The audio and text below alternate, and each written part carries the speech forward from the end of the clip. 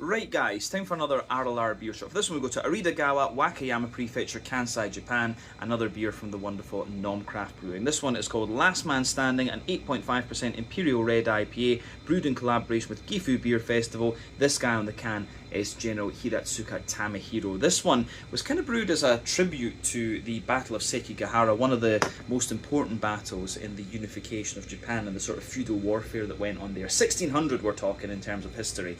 But yeah, the beer pours this lovely kind of deep copper colour, had a big finger of a frothy sort of fawn coloured head when it came out.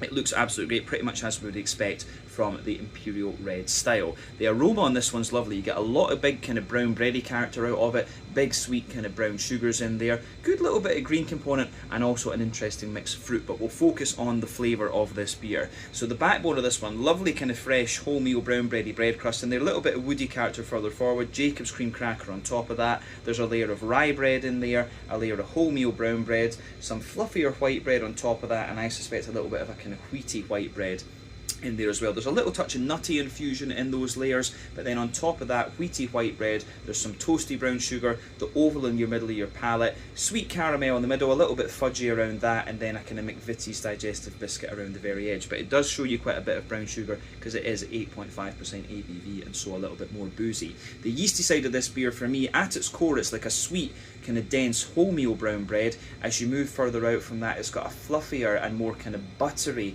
mix of like white and brown bread, and the edge of it is a little bit more kind of bread crusty in a way. So yeah, the yeasty character in this one does add a wee bit more kind of complexity to the aftertaste and a wee bit of dryness too. On the hoppy side of things, back corners of the palate, you've got a little touch of earthiness in there. As you move further forward, a wee bit woody, a wee bit herbal, a little touch of pine resin, some floral aromatic spice as you reach the front corners of your palate, and a bit of zesty grassy character and a bit of leafy character coming out of it round the front curve of your tongue there. Incidentally, it is Chinook, Mosaic, Strata and Riwaka in this beer, so an interesting mix. The fruity side of this beer for me, further back it's kind of grapefruity from the Riwaka and the Chinook. As you move further forward, a bit melony from the Strata. As you reach the middle, it's got a little bit of an oily pear. Then into the front half of that front third tongue, you can get the oily orangey tangerine from the Mosaic and the sort of candied strawberry from the Strata sitting there, and there's a little bit of the lime from the Riwaka as well. So quite juicy into the aftertaste was this one, and an interesting combination of fruit.